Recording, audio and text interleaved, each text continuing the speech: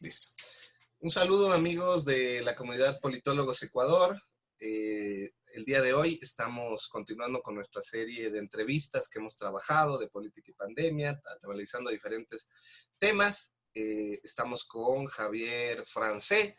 Él es profesor de teoría política en la Universidad Complutense de Madrid, es doctor en ciencia política, escrito varios libros y artículos en esta línea de investigación, con varias de las voces también más importantes de España en esta área, como Heriberto Cairo, como Joaquín Avellán, y pues el día de hoy nos va a acompañar para analizar algunos temas que previamente habíamos conversado con Javier. Muchísimas gracias, Javier, por haber aceptado esta invitación. Nada, gracias a ti, Giuseppe. Gracias por la entrevista. Gracias. Bueno, quería empezar por una de tus áreas de análisis, digamos, que en las que más has trabajado y además en las que más te consultan, ¿no? Que es el populismo. Este concepto polisémico, este concepto que además a veces parece que desde esta academia formal, desde la ciencia política formal, desde el establishment de la academia, siempre se trata de vincular más a América Latina. Parece que fuera un proceso extraño a Europa. O sea, estas cosas nos pasan a nosotros porque nuestros sistemas son deficientes, pero allá, antes de Trump, antes de Víctor Orbán, antes de Podemos o de Syriza, nadie hablaba de estas cosas en Estados Unidos o en Europa. Siempre parecía una tradición de América Latina por nuestras características, ¿no? Por nuestra deficiencia de nuestras instituciones. ¿Por qué crees que pasa esto? ¿Por qué crees que siempre ha estado vinculado a América Latina? ¿Y qué tan cierto esto? ¿Hay un asidero de científico, digamos, teórico que haga que en verdad sea un proceso, sea una cuestión más de los países latinoamericanos? Bueno, sí, efectivamente se lo vincula a América Latina tradicionalmente y se olvida, digamos, la tradición europea y de los países centrales en general, diría, ¿no? Tanto en Estados Unidos, en Rusia, en Italia, ¿no? Después el cualunquismo italiano, después de la Segunda Guerra y también el boulanger en Francia, ¿no? Así que bueno, hay una tradición, digamos, también en los países centrales, podríamos decir. No es exclusivo de América Latina, porque además, si bien es verdad que hay tradiciones en los países, tradiciones políticas, y por ejemplo en Argentina se podría decir que el populismo es una tradición, es una matriz, una manera de hacer política. Bueno, no es exclusiva ni depende, por supuesto, de nada específico, de una especie de ser nacional que muchas veces incluso los propios partidarios del populismo, tanto partidarios como opositores, digamos, del populismo, lo han reivindicado como algo específico y tanto para cantar loas como para condenar, ¿no?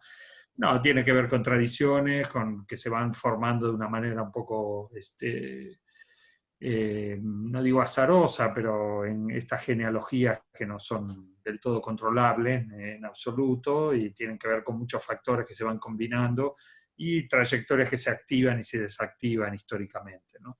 Así que bueno, ahí sí es verdad que en Europa hay una especie de, podríamos decir, de geopolítica, digamos, del conocimiento en el sentido que se adjudica a América Latina en términos de pueblos jóvenes, que eso tiene toda una serie de implicaciones también, ¿no? El populismo, pero yo no creo que es una vía de análisis que es bastante improductiva, digamos, ¿no? Y entrando ya en materia de populismo, digamos, ciertos autores, digamos los que no son críticos del populismo, ven el populismo una herramienta para los procesos populares de hacer ciertos avances, ¿no es cierto? Ciertos progresos en beneficio de las clases populares, precisamente. Eh, yo recuerdo que un profesor de la London School of Economics, Jonathan Hopkins, él decía que para él todo el proceso de posguerra, de la predominancia del estado de bienestar y de los partidos socialdemócratas, de cierta forma también eran procesos populistas, él lo analizaba así. Entonces, para quienes están a favor pueden encontrar un beneficio, pero digamos, ¿cuáles son los límites de estos procesos populistas? Porque, ¿qué pasa, digamos, en términos de que cuando el líder está ausente, cuando ya no puede ser candidato porque bien lo inhabilitan o porque bien fallece, como el caso de Venezuela? ¿Qué pasa cuando sus legatarios, quienes quedan, tienen una pésima gestión y todo el proceso anterior se puede ver deslegitimado? ¿Cuáles son esos límites frente a los cuales se encuentra el populismo en términos de progreso social, en términos de reivindicación de ciertas luchas?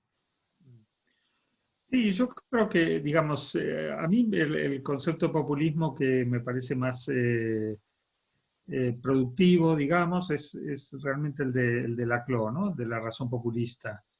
Diría que de la razón populista rescato casi exclusivamente el concepto de populismo. Después la asimilación que él hace entre populismo y política, y a su vez, por lo tanto, populismo, política, hegemonía, institucionalismo como muerte de la política, esa parte ya no, porque me parece que incluso podría verse no digo una contradicción, pero una separación en términos del concepto de hegemonía respecto de su texto clásico a esta altura con Chantal Mouffe, que es Hegemonía de Estrategia Socialista, ¿no? Pero en cualquier caso, yo creo que el concepto de populismo que él propone ahí me parece que es útil. Y en ese aspecto, bueno, es verdad que genera cierta, digamos, yo por otro lado creo que, digamos, en América Latina, de algún modo, a la vuelta de los años, el populismo ha venido a ocupar el lugar de la democracia social, digamos, en Europa, ¿no? Sobre todo a la vuelta de los años. Creo que eh, hacia mediados del siglo XX o antes había más diferencias, digamos, entre esas dos tradiciones, ¿no? La tradición socialdemócrata o socialista democrática y la tradición populista, tomado esto con pinzas, o nacional popular, que hay todo un debate, ¿no? Yo creo que son dos cosas diferentes, pero para este tema se podrían reunir. Pero me parece que la trayectoria, digamos, de ambas tradiciones y un poco las transformaciones en lo que podríamos llamar el mundo occidental después de la segunda posguerra, han llevado a una confluencia bastante más grande, sobre todo digamos, la pérdida del sentido del determinismo en términos teóricos y a su vez la pérdida de centralidad de la clase trabajadora en Europa ha hecho que, digamos, ese rasgo que era el que los separaba, que era la mayor presencia de un pensamiento al menos originariamente clasista en los partidos socialistas democráticos, contra una imagen, digamos, o un pensamiento ya de entrada policlasista en los movimientos nacional populares populistas, eso se ha ido hibridando y se ha ido pareciendo, ha ido convergiendo, ¿no? Entonces yo creo que hoy, frente al auge del neoliberalismo, el populismo de izquierda, digamos que es lo que predomina en América Latina, y la socialdemocracia, por distintas razones, bueno, ocupan el campo de la lucha por la democracia y por la igualdad, ¿no? Por la democracia social, por eso digo, ¿no? Luego la pregunta que tú haces con el tema del liderazgo, bueno, claro, es la pregunta del millón, digamos, ¿no? Yo ahí tengo mis reservas, digamos, ¿no? Y mis dudas. Creo que por un lado es interesante el concepto de Laclau también, en el sentido que él presenta el populismo como un movimiento de abajo arriba, ¿no? Que empieza con, bueno, esta cuestión de las demandas y que el líder sería como una especie de emergencia de eso. Pero también es verdad que el propio concepto de Laclau, hay un elemento jacobino en esa cuestión de que el líder al final termina siendo con toda probabilidad, vendría a decir Laclau, el significante vacío, ¿no? Entonces a mí lo que me interesa, y en eso estoy trabajando con un colega, Julián Melo, que conoce muy bien el tema, que lo viene trabajando hace muchos años, la cuestión de justamente la relación entre, digamos, cuál sería la diferencia o la especificidad del líder como significante vacío frente a otro significante vacío que podría ser más, podríamos decir, conceptual, por ejemplo, la justicia social, ¿no? Entonces, yo creo, y creo que puedo hablar en nombre de los dos, creo que creemos ambos que ahí hay una especie de problema en el sentido de que si el significante vacío tiende a ser el líder tiende a tener como una palabra definitiva. Y esa palabra definitiva tiende a eh, generar menos pluralismo interno, ¿no? La relación en esa cadena equivalencial, la relación entre el líder y las demandas tiende a cerrarse un poco más y a tener el líder una preeminencia, ya no es una más entre otras, ¿no? Por la propia característica de que es una persona y no una demanda, digamos, o que en este caso la demanda está encarnada en una persona. Entonces creo que esta idea de que el líder tiende a tener una especie de saber acerca de lo que es el movimiento, de lo que es el pueblo y hacia dónde hay que ir, bueno, eso mismo que creo que la CLO tampoco lo trabaja mucho, tiende a clausurar de algún modo toda esa contingencia, toda esa construcción flotante, en definitiva, todos los significantes al final son flotantes, el vacío también, tiende a clausurar eso y por lo tanto tiende a generar menos dinámica interna, ¿no?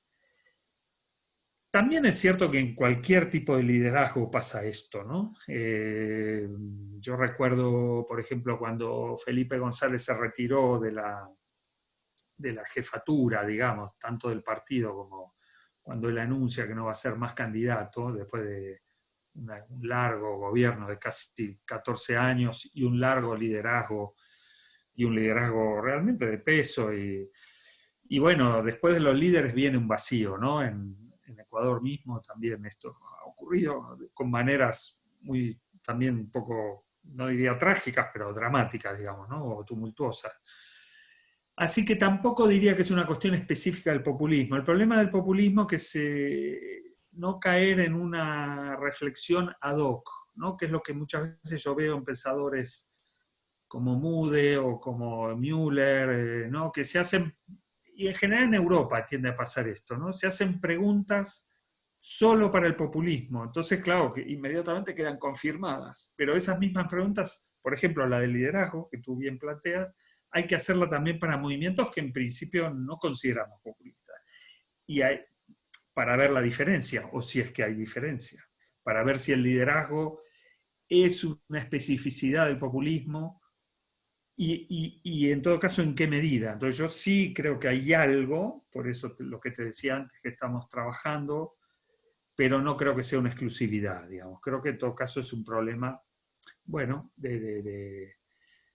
cuando se, digamos, cuando se piensa que hay un saber definitivo, bueno, la política pierde contingencia y por lo tanto pierde dinámicas democráticas, ¿no? Pero bueno, no es una cosa ni fatal este, ni que esté condenado a ser así, digamos, ¿no? Pero parece que en los movimientos populistas hay problemas con las sucesiones, digamos, ¿no? Hay problemas con las sucesiones. Bueno, y quizá tenga que ver con esto.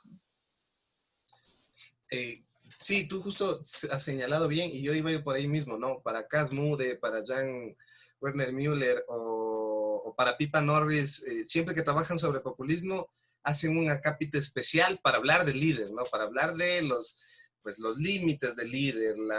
Siempre lo centran mucho en el debate en torno a Correa, a Chávez, a Víctor Orbán. Y claro, en Ecuador se nota la ausencia de Correa como un líder. No voy a hacer juicios de valor sobre su gobierno, pero sí como un líder que dirigía la política nacional. Lo mismo en Venezuela con Chávez. Eh, pero tú, aprovechando precisamente que vienes de Argentina, en Argentina pasa algo distinto, ¿no? Y hay una tradición en torno al peronismo. Ahí es, digamos, en esa tradición y para el populismo en general, es indispensable la figura del líder. No sé cómo se ha ido moviendo el peronismo en esta trayectoria histórica, si es que no ha sido necesario, si es que también, digamos, el papel del líder lo puede reemplazar el partido, o si es que, por ejemplo, en el caso de Argentina, Néstor viene a reemplazar la figura del líder, luego Cristina, ahora Alberto, si siempre es indispensable esta figura. Bueno, en Argentina ha habido, digamos,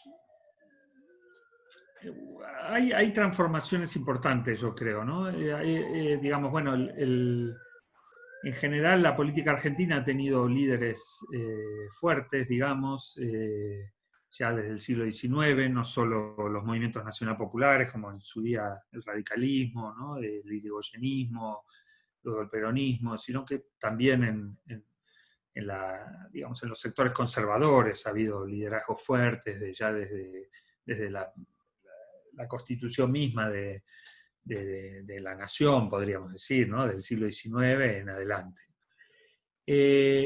En el caso específico del peronismo, y yo creo que en general en la política argentina se ha ido, morigerando, digamos, la posición del líder, ¿no? Creo que en los últimos años la propia construcción del liderazgo en el kirchnerismo, por ejemplo, fue bastante novedosa, digamos, ¿no? Es decir, Néstor Kirchner cuando asume el gobierno es prácticamente un delegado de quien tenía el poder fuerte en el peronismo, que a su vez venía de dejar en el camino un liderazgo fuerte como era el de Menem. El que tenía el poder era Duhalde, que es el que de algún modo señala a Néstor Kirchner como candidato. Pero después Kirchner, que empieza con un discurso renovador en su momento, pero porque era la vuelta, digamos, del discurso estatalista después de la década neoliberal dura de Menem, pero era una vuelta a su vez con un discurso, digamos, reformista, que no señalaba claramente, como en la tradición populista, una oligarquía, digamos, y llamaba a combatirla de entrada, sino que sí llamaba más a una reconstrucción del Estado, y de hecho su lema era un país normal, digamos, ¿no? Después, porque tenía la crisis del 2001 detrás. Entonces, ahí hay una serie de combinaciones que siempre, entre su debilidad como líder que venía de una provincia digamos, en el mapa político argentino no relevante, del sur de la Patagonia, no era como Córdoba, Santa Fe, Mendoza, etcétera, o Buenos Aires. Y la cuestión de la crisis del 2001, bueno, ahí entonces comienza a construir un poder político suave, pero sistemático, ¿no? Entonces, y deviene, digamos, un líder, pero tampoco era, digamos, un liderazgo incluso por personalidad, no era ni un gran orador como podría haber sido Perón o el propio Alfonsino, pero sí que deviene un líder más justamente de abajo hacia arriba, por el programa, ¿no? Por el programa que él viene a proponer a la sociedad, ¿no? Luego el liderazgo de Cristina sí se hace más potente, y con la crisis del campo, y ella redobla la apuesta, pero justamente cuando después de la crisis del campo y la ley de medios, de algún modo prolonga, de un modo a mí me parece poco acertado políticamente en su segundo mandato, esa tensión que se había generado en el momento, y no desactiva justamente el momento populista, sino que de algún modo lo continúa de una manera un poco forzada, creo yo, y sobre todo improductiva políticamente. Ahí es cuando pierde las elecciones y gana Macri. Y coloca a ella un candidato, Scioli, que era un candidato muy, muy, muy, con un muy poco perfil político, digamos. De hecho era un outsider, uno de los primeros outsiders de la política argentina, sin una tradición peronista, digamos, un cuadro muy gris, digamos. Bueno, y ahí se pierde, se sufre todo el gobierno de Macri, y cuando ella cambia, justamente, y hace esta gran jugada de señalar a Alberto, a proponer a Alberto Fernández como candidato y ella como vice, yo creo que justamente ahí hay una transformación muy grande, porque ella percibe justamente que su liderazgo, como se decía en su momento, era necesario, pero no era suficiente, ¿no? Tenía un piso importante, de un 30%, pero no podía subir de ahí. Entonces, el liderazgo de Alberto es un liderazgo nuevo, que tiene un perfil, digamos, digamos, un perfil que es capaz digamos, sólido, pero que no se basa en un liderazgo personal importante, ¿no? Por su propia trayectoria, conecta mucho con lo que fue el liderazgo de Alfonsín en su momento, pero más que con el liderazgo de Alfonsín, con la figura de Alfonsín, ¿no? Entonces, bueno, estas transformaciones yo creo que también hay que tomarlas en cuenta, digamos, ¿no? No es no es, por eso digo, no es un destino, no es un sino, no todos los populismos son iguales, las trayectorias y los países, las trayectorias nacionales, incluso dentro de América Latina, son muy importantes, digamos, ¿no? Incluso yo creo que parte muchas veces de una mirada eurocéntrica es, digamos, reunir a América Latina y tomarlo como una unidad, ¿no? Cuando las tradiciones nacionales son cada vez más, aún en un mundo globalizado, son muy importantes, ¿no? Para entender los momentos, las trayectorias. Bueno, entonces yo creo que en el caso de Argentina, el peronismo, estamos asistiendo, digamos, a una transformación importante que va a dejar una huella, yo creo, ¿no? Que sedimenta y deja vetas, digamos, que luego son recuperadas. Así que bueno, en ese aspecto creo que hay una transformación y esa transformación creo que tiene que ver también con la maduración de la democracia, no porque yo oponga instituciones y liderazgo, ¿no? Pero sí porque, bueno, porque ya no estamos en un momento fundacional, el propio Alberto intenta hacer una continuidad del momento fundacional de Alfonsín y a su vez una fusión con la tradición kirchnerista, que a su vez dentro del peronismo es una tradición, una tradición importante, pero no abarca todo el peronismo. Así que bueno, yo creo que a mí me parece más interesante estar atento a estas transformaciones, a estas novedades, a estas mixturas, digamos, a estas hibridaciones, que tener un concepto, digamos, de populismo así, de Excel y aplicarlo mecánicamente, ¿no? Porque en general tiende a confirmar lo poco que uno tiene en ese Excel, y eso casi es lo menos interesante. Bueno, para ir terminando un poco este tema de Argentina, por el momento histórico que se vivió, ¿no? A comienzos de los años 2000 en América Latina, de lo que muchos han llamado la ola rosa o los progresismos o los populismos. En Ecuador sí que hubo mucha tensión en la última elección de Argentina, ¿verdad? Los medios dijeron, bueno, el kirchnerismo vuelve a poder. O el títere, o mucho de que Alberto es el títere de Cristina. Y sobre todo lo usaban para legitimar su discurso, ¿no? Los peligros de que va a regresar Correa y todo eso, ¿no? Para todos nuestros amigos que nos están viendo acá en Politólogos, va a ser interesante entender qué mismo es el frente de todos, porque para muchos, como te digo, los medios lo han difundido aquí como la victoria de Cristina y como el títere de Cristina, además algo que pasó aquí porque todos decían que Lenin iba a ser el títere de Correa, ¿no? No, ahí hay justamente, ahí hay una diferencia importante y en ese aspecto el peronismo siempre ha tenido yo creo que lo distingue justamente es es su concepto del poder político, su concepto de política, digamos, ¿no? Su concepto del poder. Y en ese aspecto justamente Cristina, digamos, la flexibilidad que le faltó en el 2015 la tuvo, digamos, para la siguiente elección, ¿no? Y entonces eso permitió, porque justamente el capital político de Alberto es haber sido el número 2, digamos, de Néstor Kirchner durante la recuperación de la crisis del 2001, la reconstrucción del país después de la crisis del 2001, haber estado con Cristina, pero también haberse peleado con ella, sonoramente además.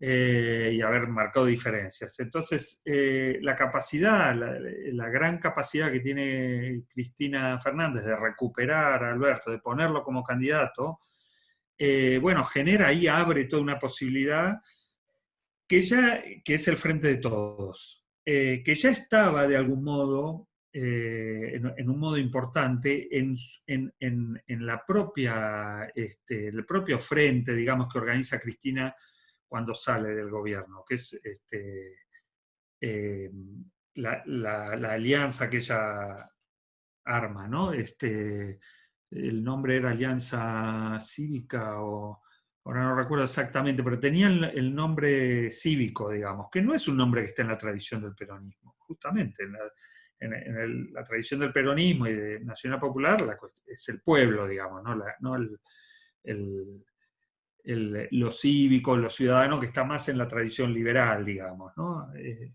Sí, entonces yo creo que ese nombre que ella ya le pone implica una apertura y además ella llama constantemente a no tener una posición, digamos, sí a tener una posición política de oposición frente al macrismo, pero no a caer digamos, un poco en lo que el propio macrismo de algún modo proponía o esperaba, que era el intercambio golpe por golpe, pero en un sentido bajo, ¿no? De insulto, de confrontación un poco, sino que ya construye, digamos, va aglutinando un sector de oposición a esas políticas. Pero cuando ve que eso no es suficiente, abre y entra Alberto. Entonces, Alberto lo que hace básicamente es recuperar a todos los líderes políticos que habían roto con Cristina. Básicamente Massa, Felipe Solá, entre ellos, ¿no? Y eso es lo que permite ganar, por eso se llama el frente de todos, ¿no? Entonces es otra vez un frente con mucha diversidad interna y con un liderazgo que permite, digamos, ese juego y que por ahora se basa en ese juego y en esa dinámica interna plural para aglutinar a todos aquellos que están contra el programa neoliberal. Y lo consigue, gana las elecciones con eso.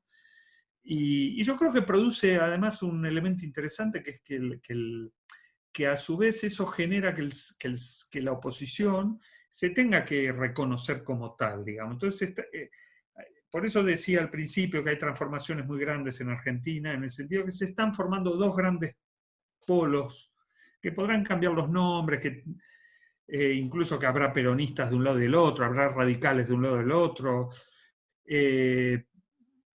pero habrá demócratas cristianos, digamos, de un lado y del otro, pero básicamente es un polo de centro izquierda y un polo de centro derecha. Y por eso se parece, salvando las diferencias importantes, un poco al panorama político europeo en ese aspecto, en el cual, bueno, digamos, el peso ideológico se ha ido diluyendo y se han hecho construcciones siempre más amplias, en torno a valores convocantes como la igualdad y la democracia, en la cual pueden confluir, digamos, un social cristiano, un socialdemócrata, un liberal de izquierda, y no hay que hacer profesión de fe de un credo muy duro, digamos, y muy detallado, ¿no? Y creo que, por lo menos en Argentina, me parece que se va hacia eso y creo que es muy auspicioso en ese aspecto, ¿no? Porque, bueno, clarifica el debate político y permite aglutinar en torno a los grandes valores, ¿no? La política al final en ese aspecto es trazo grueso, ¿no? Es trazo grueso, sobre todo en países como los nuestros que tienen grandes deficiencias en términos de igualdad, ¿no? No estamos, digamos, para mucho detalle, digamos, ¿no? Tú hace un momento hablabas del populismo de izquierda y de Chantal Mouffe. Mouffe sacó hace poco, ¿no? Me parece que hace 1 o hace 2 años este libro, ¿no? De populismo de izquierda, que es un libro bastante militante, y en el que ella casi que presenta el populismo como la única forma válida de articulación de las demandas insatisfechas de los grupos populares. ¿Tú qué tan de acuerdo estás con esa tesis? Porque básicamente lo pronuncia como una solución para todos y además parece que también lo viene a relacionar con este juego del internacional progresista que ha querido llevar a cabo que Bernie Sanders, que Jeremy Corbyn y toda esta nueva ola. Sí. Bueno, el libro de Chantal Mouffe, sí, es un libro que ella de entrada lo presenta como un libro una intervención política, más que una reflexión teórica, ¿no? Claramente ella se posiciona ahí. Ella también hace la aclaración que eso, digamos, esa intervención, ella la piensa válida sobre todo para Europa, digamos, ¿no? Aunque bueno, es verdad que de algún modo ella también está muy relacionada con América Latina y se podría pensar que también, digamos, puede ser válido para América Latina, aunque, bueno, ella no lo asume como tal, digamos, ¿no? Yo no estoy de acuerdo con la idea de, un poco por lo que decía antes de Laclau, ¿no? No estoy de acuerdo con la idea de que el populismo sea la única manera que sea sinónimo de hegemonía. Y yo creo que esto específicamente en España ha traído muchos problemas. Yo creo que el populismo es, digamos, una tradición, una matriz, una forma de entender lo político, efectivamente, pero que en algunos lugares tienen más arraigo y creo que en otros no. Entonces creo que, por ejemplo, en Argentina es muy común, el populismo está como en la cultura política, es la matriz de la cultura política argentina, al punto de que, por ejemplo, se ve en el vocabulario, ¿no? La derecha misma habla de pueblo, digamos, del pueblo argentino. Aquí, por ejemplo, en España, ni siquiera la izquierda habla del pueblo, habla de la ciudadanía. Bueno, digo, se piensa a sí misma, incluso aun cuando podamos criticar, digamos, esta mirada por una cuestión teórica, no por una cuestión política. Por esto que decíamos al principio, que en Europa hay una tradición, en España menos, es verdad que en España no hay una tradición populista, pero en Italia, en Francia sí, etc. Pero en cualquier caso es un rasgo muy de la identidad europea, sobre todo en España.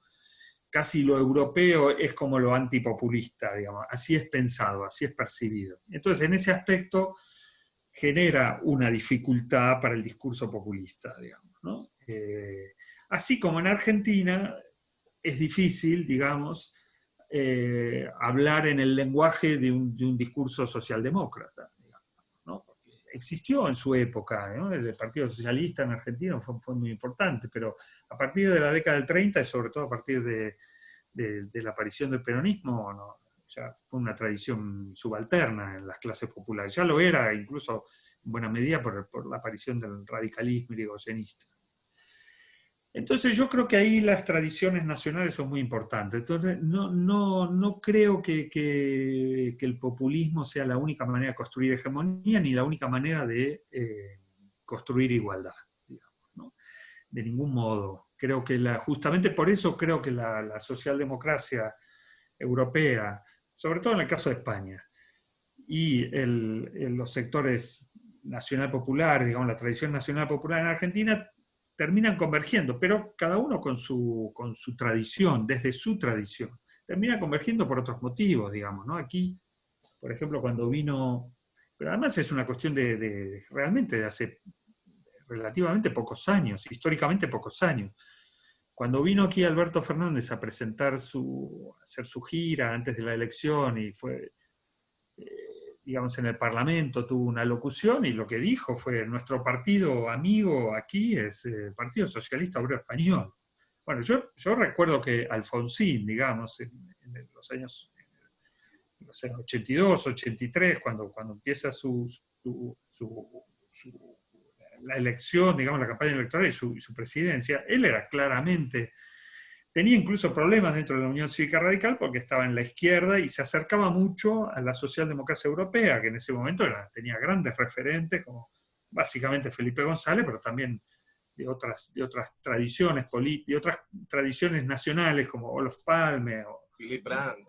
O Willy Brandt, etc., ¿no? La socialdemocracia alemana, el propio Craxi en Italia, bueno, eso por los sectores, sobre todo por la izquierda peronista, era tachado como prácticamente un elemento de imperialista, digamos, ¿no? De europeísta en el peor sentido de la palabra, casi de cipayo, digamos, ¿no? Bueno, todo eso se ha transformado notablemente. Hoy tenemos a Alberto Fernández, que es un peronista que reivindica a Alfonsín y que a su vez confluye con el Partido Socialista y creo que además es legítima esa confluencia. Entonces, bueno, yo creo que la lucha por la igualdad la hegemonía se declina de muchas maneras, digamos, ¿no? Y no hay sobre todo una fórmula.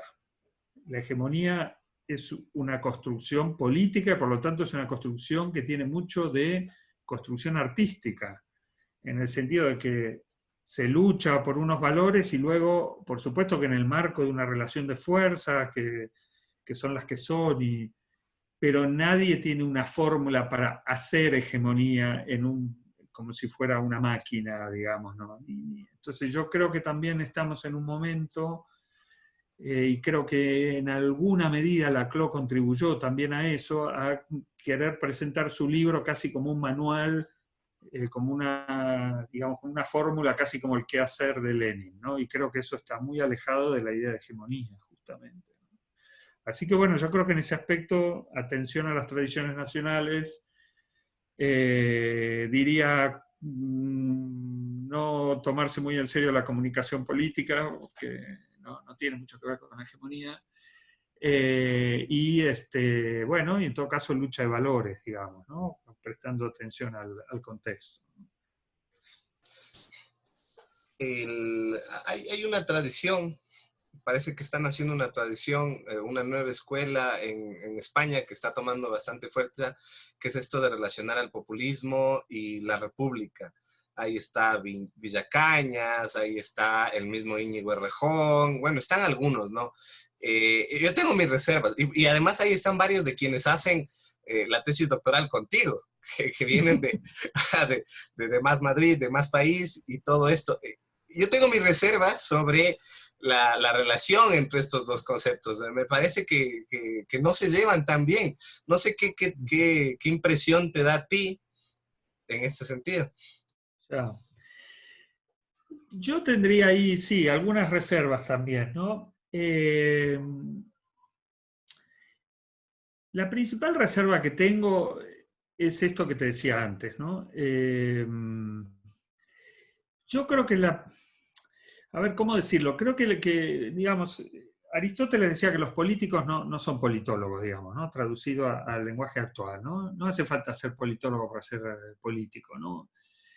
Yo creo que son dos dimensiones diferentes, que están conectadas, ¿no? El discurso, digamos, teórico y el discurso político, digamos, ¿no? Entendido discurso, por supuesto, como teoría y práctica, para decirlo rápido y que se entienda, ¿no? Yo no soy muy partidario, ni creo que sea muy útil políticamente eh, presentar, digamos, como credenciales de un discurso político, credenciales teóricas, digamos, ¿no? Creo que puede ser algo que sea bien valorado por las clases medias ilustradas, pero en todo caso es un elemento de lucha política, digamos, es como, digamos, no quiero ser muy contundente, pero así como uno va a los mítines y le da un beso a un niño, bueno, también puede presentar credenciales, ¿no? En distintos sectores y audiencias puede presentar. Yo creo yo en ese aspecto soy más weberiano. Creo que la política cabal realmente tiene otros caminos, ¿no? Yo creo que es una cuestión esto, ¿no? De un poco lo que decía Weber, ¿no?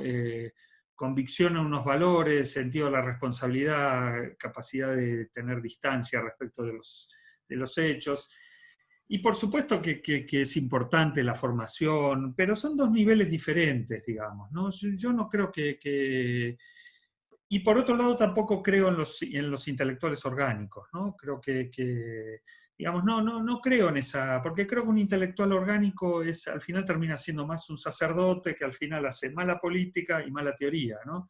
Yo creo que, por supuesto que estos son niveles que están, digamos, hibridados, porque el lenguaje los hibrida, porque el lenguaje es performativo, etcétera, pero yo creo que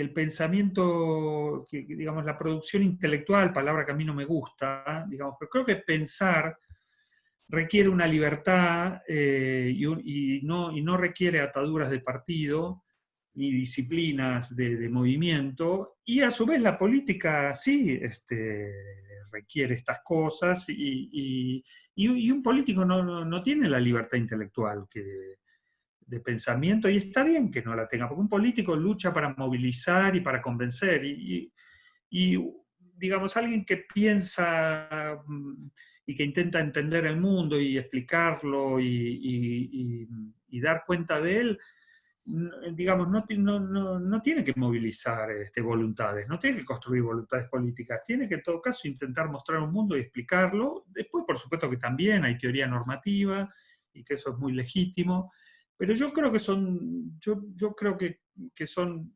dos andariveles que están conectados, incluso, insisto, conectados más allá de las propias voluntades de los que lo ejercen, pero que un político no necesita, digamos, tener eh, digamos, tradiciones intelectuales que presentar y un intelectual, por llamarlo así, insisto, no me gusta el término, no necesita para ejercer su pensamiento vincularse a un partido ni a una suerte política, porque son cosas diferentes, digamos, ¿no? Son cosas diferentes. Ahí introduciste un tema que precisamente también lo tenía aquí anotado para abordar, y además porque es una de tus grandes influencias, ¿no? ¿Qué papel tiene el político? ¿Quién es el político para Weber, sobre todo? Mm. Bueno, el político digamos, un luchador, es un luchador, ¿no? Y tiene su moral, su ética, es la ética de la lucha y del combate y de la responsabilidad, ¿no? De la elección de valores, de la fe, es un constructor de mundos, digamos, ¿no? Un político es un constructor de mundos. A mí me parece que en ese aspecto yo sigo creyendo, digamos, bueno, con Weber y de algún modo con los clásicos también, en ese aspecto, ¿no? Que la política realmente es la tarea más noble y más, más alta, como decían los clásicos, que uno puede desarrollar. Incluso si me apuras, y el contexto de la pandemia me ayuda en esto, más que que la tarea intelectual, ¿no?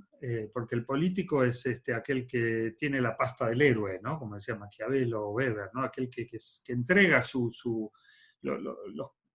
los que modestamente nos dedicamos a enseñar o a leer y escribir, digamos, vamos a decirlo así, somos más vanidosos quizá, ¿no? Nos tomamos más en serio, cuidamos mucho nuestra palabra. También es parte del oficio, claro, ¿no? No se puede decir, porque también es un oficio volcado en los demás, pero también hay algo y yo lo reconozco esto, ¿no? Un político está el político se mancha las manos, ¿no? Es más generoso en ese aspecto. Entonces realmente un político cabal bueno, es una suerte, ¿no? Que uno puede tener, ¿no? Y en este aspecto sí, yo creo que incluso los militantes anónimos, como se suele decir, son, son personas que tienen una estatura moral que no cualquiera está a esa altura, ¿no? No cualquiera está. La política es muy dura, ¿no? Muy dura en todo sentido, tanto para los que están en primera fila, digamos, como los que están también son más, bueno, anónimos en ese aspecto, ¿no? Es una cuestión de constancia, de fe. Entonces yo creo que un político es eso, ¿no? El político es el que toma las decisiones, el que ejerce la responsabilidad, el que construye mundos, y eso no está a la altura de cualquiera. Yo creo que Weber en ese aspecto y Maquiavelo, ¿no? Lo señala bien. No creo, hay algo en Weber y en Maquiavelo que parece que el político se nace y no se hace, ¿no? Yo creo que en ese aspecto sí que el político ahí yo creo que hay un elemento que ellos por ahí, bueno, por distintas razones, no toman en cuenta, digamos, si uno lo puede decir así, que es la cuestión de la experiencia, ¿no? Es muy interesante ver cómo la gente, todos, ¿no? Todos nosotros, ¿no? Cuando tenemos que tomar decisiones, nos volvemos políticos, ¿no? Asumimos la responsabilidad, porque un poco la necesidad, como decía Maquiavelo, de la situación te lleva a esto, ¿no? En la vida, incluso en la vida privada, lo que pasa es que tenemos tan disociada la vida privada, por efecto de esta mirada un poco liberal sobre la sociedad, de la vida política, que no nos reconocemos a nosotros mismos, ¿no? Y a veces exigimos a los políticos cosas que nosotros hacemos todos los días en nuestro trabajo, con nuestra familia, cuidamos la palabra, pensamos cuándo decir las cosas, cómo, no pedimos todo porque sabemos que las consecuencias pueden ser negativas. Bueno, entonces yo creo que es la experiencia política lo que convierte muchas veces a la gente en político, ¿no? Y eso creo que es interesante, ¿no? Creo que es un elemento a tener en cuenta, ¿no? Perdona, pero a ver si voy a hacer un poco de luz, porque si Sí, no, sí, claro, sigue nomás. Yo también nos justo te iba nos a estamos decir lo quedando a mismo. oscuras. Ya, Sí, ya llegó la ahí noche por está. allá. Sí, sí, aquí ya Y estamos entrando en la noche. a mí me ha gustado mucho algo que tú acabas de introducir y que yo también quería ir por allá, ¿no? El tema de la ética y además el tema de la ética desde Maquiavelo. Mm, Digamos, la política tiene su propia ética en Maquiavelo y no es la misma que la ética como moral universal, no son las mismas reglas. ujú. ¿Cómo se forma esta ética o cómo se entiende desde Maquiavelo esta ética en la política? Mm. Bueno, yo creo que sí, básicamente, digamos, es un tema difícil de explicar a veces, aunque justamente a mí me pasa mucho con los estudiantes pobres que me sufren dándoles a leer a Maquiavelo y muchas veces les digo, piensen en su propia experiencia, ¿no? Esto que te decía antes, ¿no? Cómo, por ejemplo, no hablamos igual con el jefe que con un amigo, que con la pareja, que con... simplemente elegimos cuándo y cómo decir las cosas. Simplemente eso. Eso ya es tener una política de la palabra, ¿no? Y eso ya es un sentido de una cierta intuición de que las cosas no son lineales, ¿no? Entonces, lo que viene a decir Maquiavelo, y Weber también con él, es que no hay, digamos, una ética universal. No hay una ética para todas las acciones de nuestra vida. Como dice Maquiavelo, ser generoso en la vida privada no es lo mismo que ser generoso como gobernante. En la vida privada nosotros damos lo que es nuestro. El gobernante no tiene nada que sea suyo. Si empieza a dar, le termina sacando a aquellos que les está dando y por lo tanto el efecto es contrario. Bueno, entonces lo que ellos plantean es que la idea de que los valores son cuestiones absolutas, que digamos como enseña el decálogo cristiano, digamos, del no matarás, no robarás, no pondrás no te opondrás a la violencia con la fuerza, etcétera, vale para una ética que es la ética de salvación de la interioridad del alma que se juega en el mundo ultraterrenal. Bueno, el mundo ultraterrenal no es un mundo político, es un mundo de una comunidad de hermanos en torno a un padre, sin lucha por el poder y sin necesidades, sin diferencias. Es una comunidad monoteísta apolítica. Entonces, el mundo terrenal no es así. El mundo terrenal, la política es exclusivamente algo del mundo terrenal. Y en el mundo terrenal, como dice Weber y como de algún modo dice Maquiavelo también, es un mundo de conflicto, de lucha entre dioses, ¿no? Politeísta, plural. Entonces, en un mundo así, que además no tiene un sentido inherente, la tradición judío-cristiana y greco-romana nos dice que del bien sale el bien y del mal sale el mal. Pero nunca nos dice que del bien puede salir el mal o del mal puede salir el bien. Entonces ellos lo que dicen es, bueno, en la medida en que la política es algo de este mundo y este mundo tiene estas características, no es un mundo con un sentido inherente, sino que es un mundo en el cual, como dice Maquiavelo, la fortuna domina, al menos para el más virtuoso, el 50% de sus acciones, y a eso Weber le llamará irracionalidad ética del mundo, esta relación paradójica entre bien y mal, el político tiene que calcular las consecuencias de sus acciones. Y por lo tanto, como dice muy bien Maquiavelo en esa frase tan hermosa, tiene que saber entrar en el mal cuando las circunstancias lo requieran. A veces un mal menor evita un mal mayor. Entonces el político tiene que lidiar con el mal, no puede abstraerse del mal, no puede evitar el mal.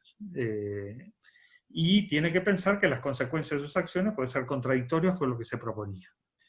Y entonces ahí hay toda una reflexión que yo creo que básicamente podríamos decir que lo que viene a decir Maquiavelo es que no somos Dios, no somos ni omniscientes, ni estamos ni omnipotentes. Estamos sometidos a la fortuna, estamos sometidos a la irracionalidad ética de un mundo en el cual los resultados no tienen que ver con el carácter moral que nosotros le damos a las acciones, sino que tienen que ver con relaciones de fuerza, con un montón de elementos que no tienen que ver con el sentido moral que además nosotros le damos a las acciones, no es que lo tengan de por sí. Bueno, entonces ahí sí, evidentemente, hay una ética política. Maquiavelo no separa ética y política. Lo que hace, y Weber tampoco, es construir una ética política, que no es además la del fin justifica los medios. Pero bueno, esto da para mucho. Es la de males menores evitan males mayores, ¿no? Maquiavelo al mal le llama mal. No lo justifica porque logró el fin, sino que dice, es un mal, pero es menor respecto del mal mayor. Y bueno, y sobre esto hay muchas, daría para hablar mucho, pero básicamente yo creo que va un poco por ahí, ¿no?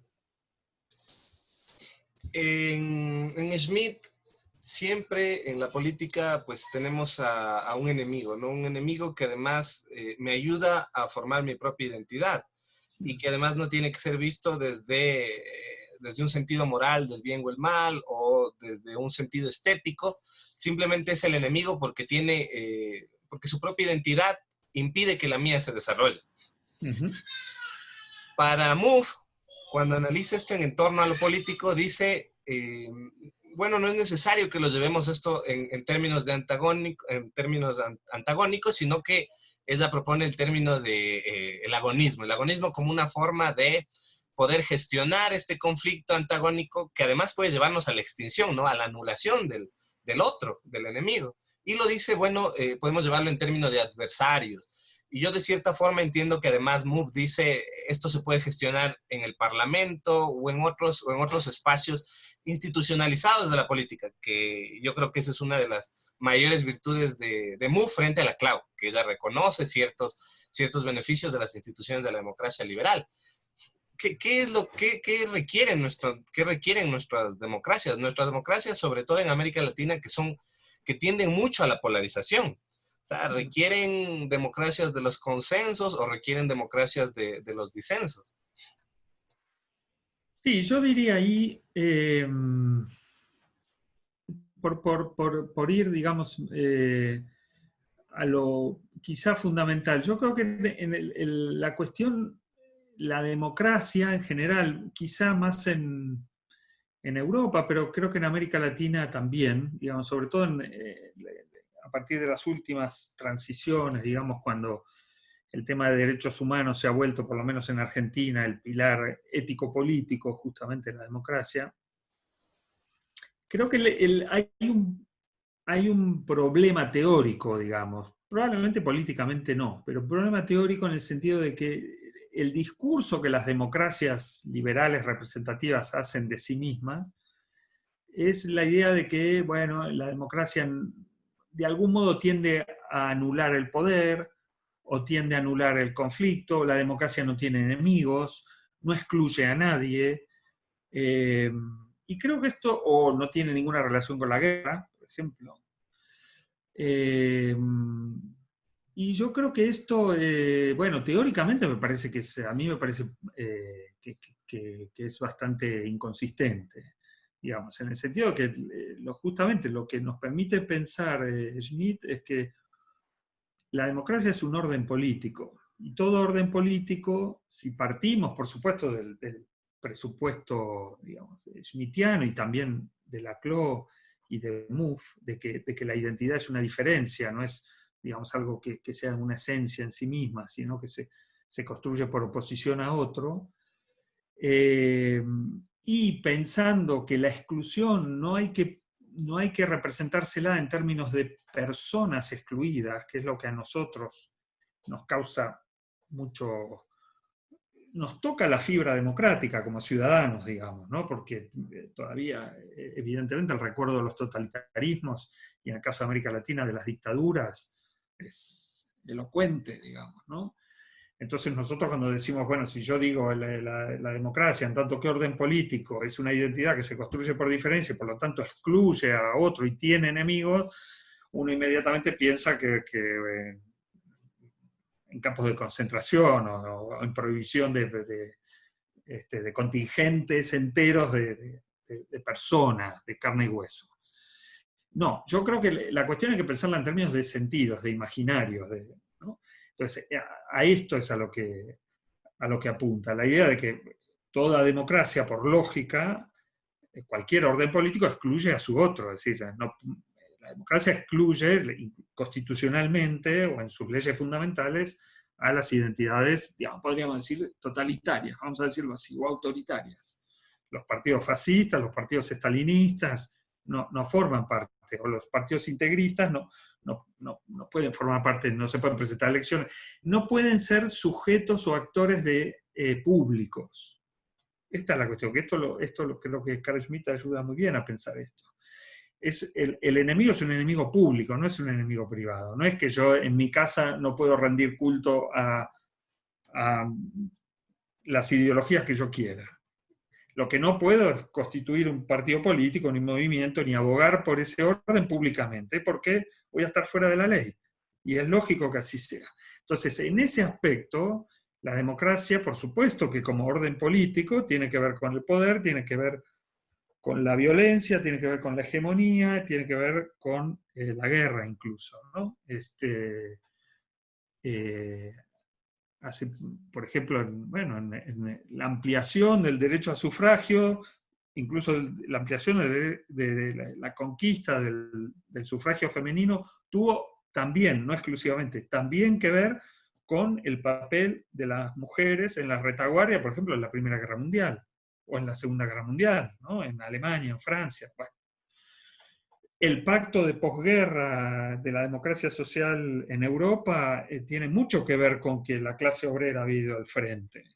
Entonces, esta conexión, otra vez, volvemos a Maquiavelo, a Weber, a Nietzsche, a los sofistas, a estos pensadores que no son deterministas, digamos, la conexión entre cosas buenas y cosas malas es permanente, digamos, ¿no?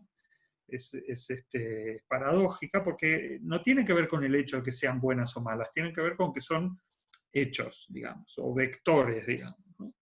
Bueno, entonces yo creo que en ese aspecto lo principal es poder pensar la democracia como un orden político, pensarla como que no es, la ciudadanía no es una meta identidad en la cual caben todas las identidades y que en ese sentido incluso muchas veces se hace un discurso de superioridad de Occidente democrático frente a otras culturas, digamos, así clasificadas. No es así, la ciudadanía es una identidad. Por supuesto que es una identidad, claro que sí. Y supone toda una relación entre persona y Estado, como mínimo. Bueno, y después habría otros elementos teóricos en los que se podría entrar, pero que llevaría un poquito más. Creo que la diferencia, la exclusión se basa en un antagonismo, no en un agonismo.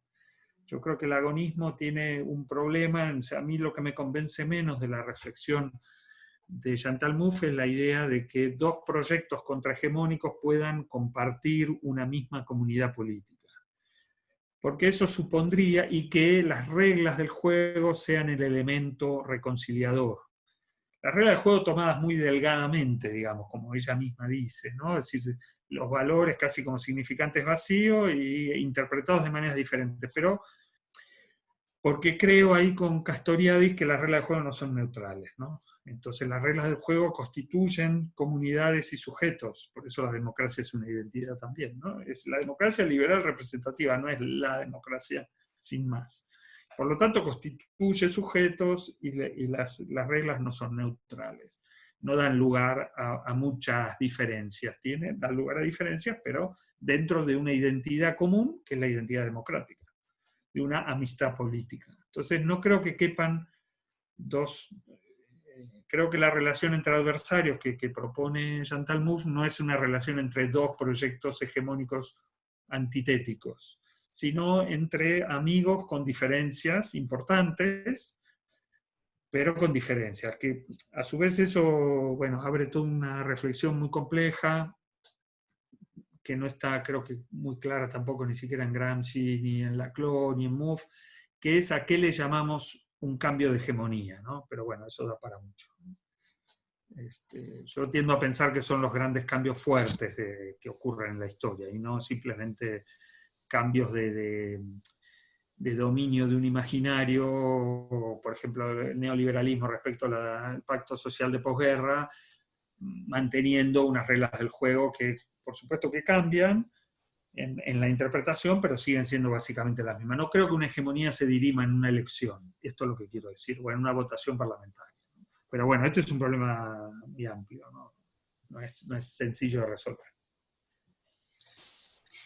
Y en nuestras democracias liberales, representativas, tienen espacio estos nuevos, bueno, surgimientos de ideologías a los extremos, algo a lo que muchos quieren llamar extrema izquierda, otros como MUF llaman populismo de derecha, otros movimientos nacionales, nacionalistas, bueno, todos esos, ¿no? Vox, el Frente Nacional, Trump, eh, ¿tienen ellos espacio? ¿Tienen ellos un espacio dentro de la democracia liberal representativa o hay que entenderlos como enemigos públicos de la democracia? Bueno, ese es otro problema grande, digamos, ¿no? Que tiene que ver también con que hay muchos pensadores de la tradición, digamos, que nos pueden ayudar a pensarlo, ¿no? Un poco lo que te decía antes en relación a que no hay que pensar tanto en personas físicas, sino en imaginarios, ¿no? En todo caso, en personas que son portadoras de esos imaginarios, y en la hegemonía como un proceso nunca terminado y por lo tanto que da lugar a transformaciones, ¿no? ¿A qué voy con esto?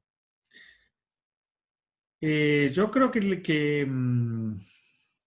lo que hay que mirar cuando se intenta analizar esto, y pienso sobre todo en el caso de Vox en España, es, podría decir, la conducta corporal, por decirlo así, la conducta externa de los cuerpos, digamos, ¿no?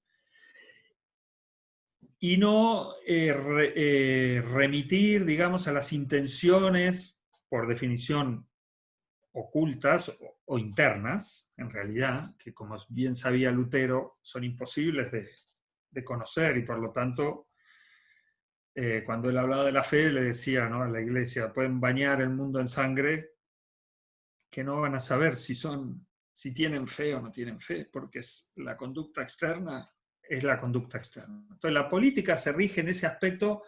Por supuesto que las convicciones juegan un papel fundamental, pero se expresan o se analizan en términos de la conducta externa.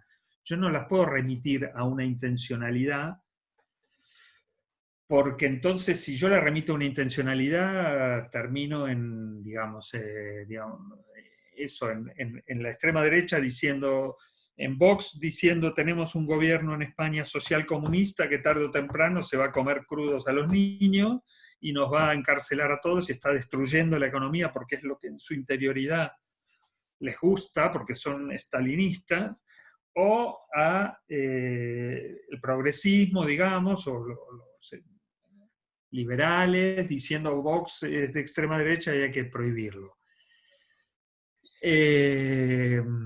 Bueno, mientras que determinadas cosas, digamos, mientras que determinadas líneas no se traspasen, bueno, yo creo que incluso es un límite muy, muy, digamos, vidrioso, ¿no?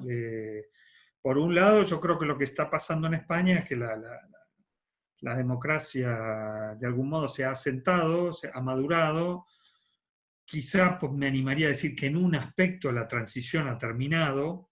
La transición en algún momento tiene que terminar, digamos, ya son 40 años, en algún momento tendrá que haber terminado, no porque a mí me guste, sino por la propia lógica de la transición. En otro aspecto, por supuesto que continúa, es el relato hegemónico y sigue siéndolo.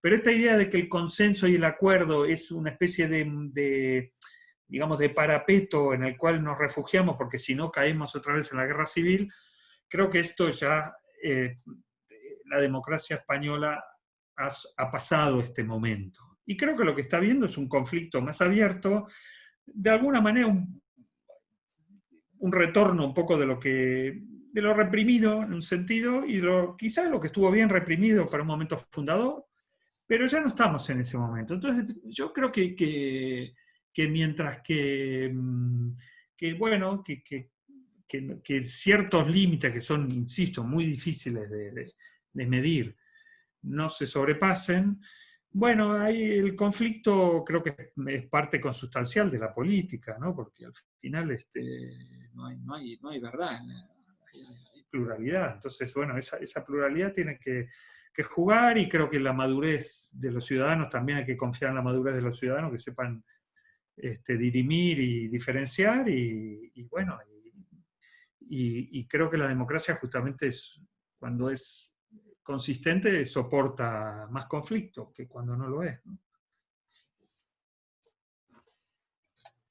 A ver, y además algo que dijiste que, digamos, de lado y lado está esta negación, ¿no? Desde ciertos espacios liberales o progresistas quieren, o sea, que Vox no puede tener un espacio porque son negacionistas científicos y todo esto.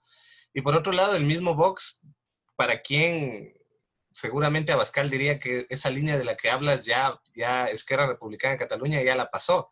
Y todos los partidos nacionalistas, sobre todo con el proceso independentista, ¿no? Porque Claro, estás desconociendo todo los pactos de la Moncloa y además del mismo sentido del Estado-Nación, y ellos ya lo entienden como un enemigo público, claro. claro. A ver, y también quería hablar contigo.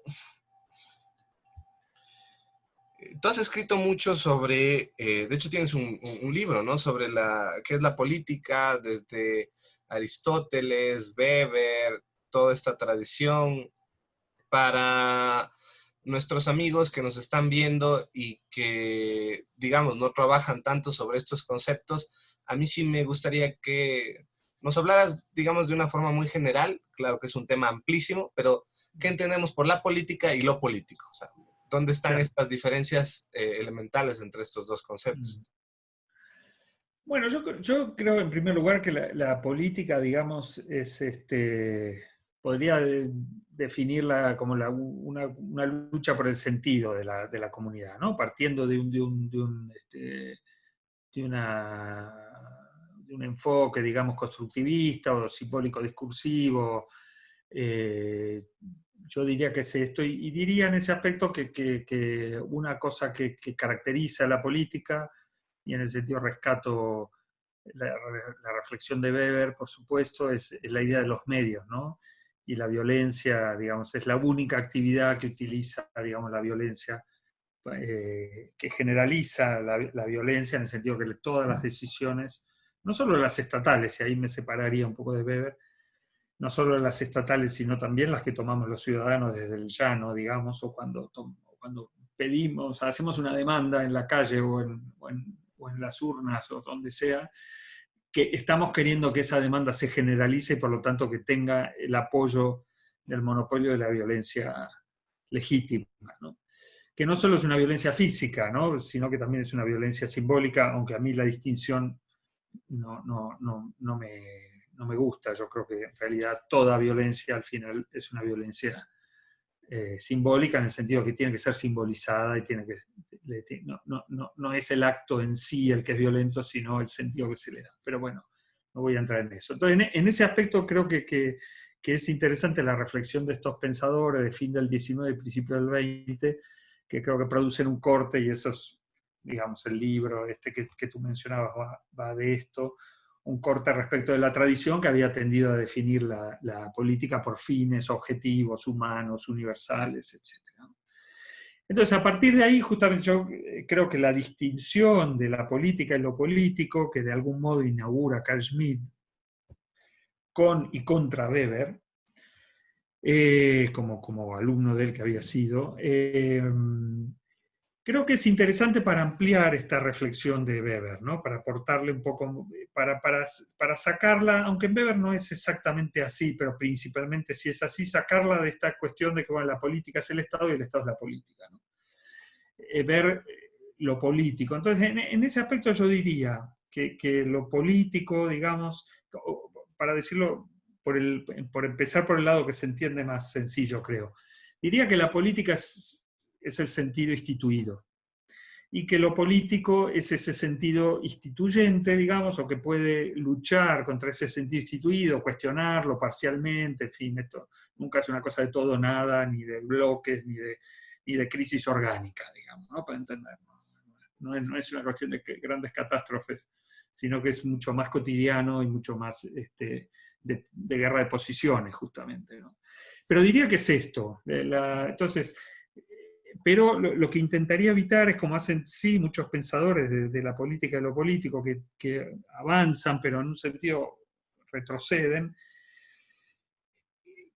no asimilaría la política y lo político a lugares, que este es el problema que yo creo que hay, ¿no? Al final esta distinción entre la política y lo político proviene más bien de una tradición realista de izquierda, podríamos decir, que bebe de Carl Schmitt, pero lo lleva hacia otro lugar. Y me parece que en esa tradición de izquierda, digamos, realista, sigue habiendo una suerte de atadura, digamos, conceptual a la idea de revolución, ¿no? Y entonces producen una inversión con lo de la política, lo político, que a mí no me convence, que es el negativo opuesto de la tradición.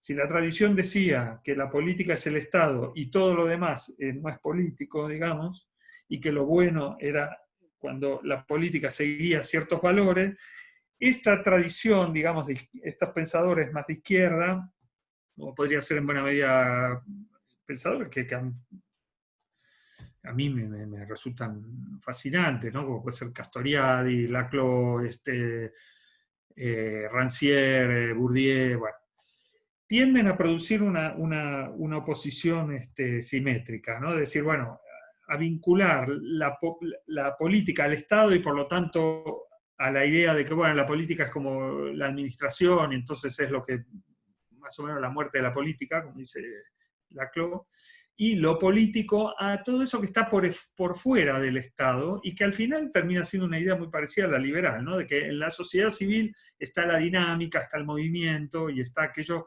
que realmente motoriza el orden nuevo, ¿no? No está lo anquilosado, lo burocrático, lo repetitivo. Entonces yo diría que la política y lo político como sentidos, instituido e instituyente, y diría que sí tienen cuarteles generales, que es un poco la idea de Carl Schmitt, ¿no? Efectivamente, el Estado es el cuartel general de la política, pero no es un lugar homogéneo, no es un lugar único, es una arena de lucha, ¿no? En el Estado lo vemos en la cuestión, no sé, en cualquier... Ahora que la cuestión jurídica se ha puesto muy de moda para hacer política, bueno, las luchas entre las interpretaciones jurídicas que muchas veces remiten directamente a candidatos o a líderes políticos es una lucha al final dentro del Estado, ¿no? Y por el otro lado, en todo lo que no es oficialmente el Estado, digamos, basta ver los medios masivos de comunicación para ver que desde ahí también se puede hacer, intentar reproducir el sentido instituido, ¿no? Pero yo creo que el sentido instituido tampoco es una repetición monótona de lo que es siempre igual. Yo creo que la política, para reproducir el orden, tiene que innovar. Entonces yo creo que, por eso creo que lo político es lo que motoriza, porque es lo que siempre se está transformando, en mayor o en menor medida, ¿no? Y lo cristalizado, la política, es eso, es una cristalización, pero es más bien contingente, digamos, ¿no? Bueno, ya para terminar entonces, Javier, y tampoco quitarte más tiempo, tú tienes un paper bastante interesante, un trabajo que hiciste sobre la trayectoria discursiva de Podemos, entre una trayectoria antagónica, una trayectoria agonística, y además lo que más me gustó cuando leí ese artículo es cómo entiendes el discurso a partir de la teoría del discurso de Laclau, que no hace lo mismo que haría Foucault, que no separa las prácticas discursivas de las no discursivas. Y además ahí hay un ejemplo que me parece, digamos, muy bueno, o sea, ejemplifica todo, te hace entender muy bien todo el artículo, que es esto de Monedero con la mano abierta, Errejón con la B de Victoria muy al peronismo, y Iglesias con el puño izquierdo al aire, que en cambio viene mucho de la tradición de la izquierda, digamos, mucho más a la izquierda que la socialdemocracia, ¿no es cierto? Ahí están hablando, ¿no? Ahí había un discurso. ¿Qué ha pasado desde que tú escribiste ese artículo ahora? Bueno, Monedero ya no está activo, Errejón ya tiene su propio partido y ahora Iglesias está dentro del gobierno. ¿Y cómo ha cambiado la trayectoria discursiva de Unidas Podemos desde que ahora está en el gobierno, desde que tú escribiste el artículo, y además cómo cambia también, cómo se ve alterada la misma trayectoria discursiva del PSOE, cómo el PSOE de Pedro Sánchez inicial, luego toda esta historia de él retomando el partido, casi como una epopeya, y con el Pedro Sánchez ahora ya gobierno. ¿Cómo cambia toda esta trayectoria discursiva? ¿Cómo cambia ya Podemos en el gobierno y cómo cambia el PSOE también con un Podemos como aliado en un gobierno de coalición? Bueno, yo creo que es un buen ejemplo de esto que yo creo, que es que la política es transformación permanente, digamos, ¿no? Más pequeña, más grande, pero que no hay ruptura en la política. En realidad hay puntos de inflexión en todo caso, ¿no? El punto de inflexión no deja de ser una continuidad, se produce un cambio de trayectoria pronunciado, pero no deja de haber continuidad en la recta, digamos, ¿no? Se quiebra, pero está unida. Y la ruptura, yo creo que la idea de asociar política a ruptura es contradictoria con la idea de lo sedimentado y en definitiva con la idea de lucha por el sentido, de hegemonía, etc. Yo creo que básicamente lo que ha pasado es que en España ha habido, digamos, una crisis de representación, no una crisis orgánica, como pensó Podemos inicialmente, pero ahí ves es un buen ejemplo también de la distancia entre el discurso teórico y el discurso político. En realidad, yo creo que dijeron que era, yo creo que ellos sabían que no era una crisis de hegemonía, digamos, una crisis orgánica. Lo que pasa es que decir que era una crisis orgánica moviliza mucho más que el frío análisis, digamos, teórico de no puede haber crisis orgánica cuando el mismo que dice que está habiendo una crisis orgánica dice que el Estado sigue funcionando. Nosotros en América Latina lo sabemos muy bien, digamos, ¿no? Una crisis orgánica con un Estado que sigue funcionando, no, es una contradicción en los términos, según mi punto de vista. Entonces, lo que ha habido es una crisis de representación y ahí, bueno, digamos,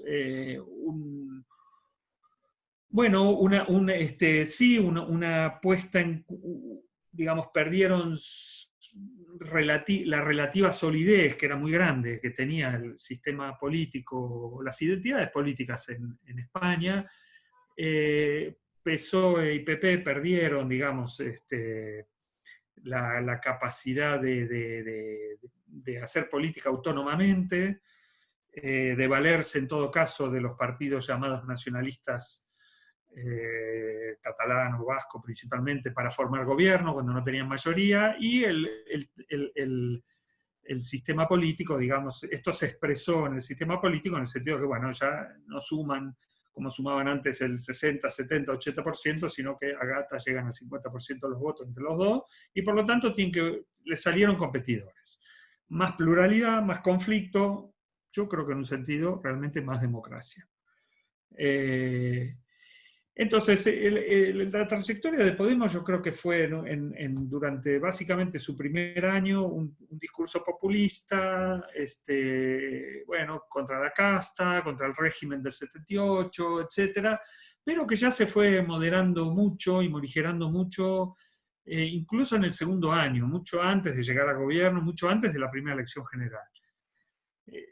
Si ellos al principio inicialmente lo que hacían era unir, digamos, a las élites con el régimen del 78, así con la transición, lo que empezaron a hacer desde el segundo año es separar la conducta de las élites de la transición como tal, es decir, a salvar de algún modo el andamiaje institucional y cultural en buena medida de la transición y separarlo de estas élites que en todo caso venían en buena medida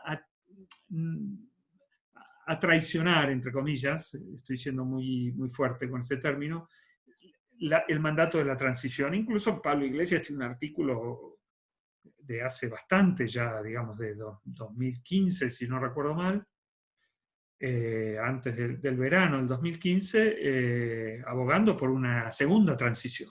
Es decir, un cambio dentro del orden, no un desafío del orden, que es el populismo.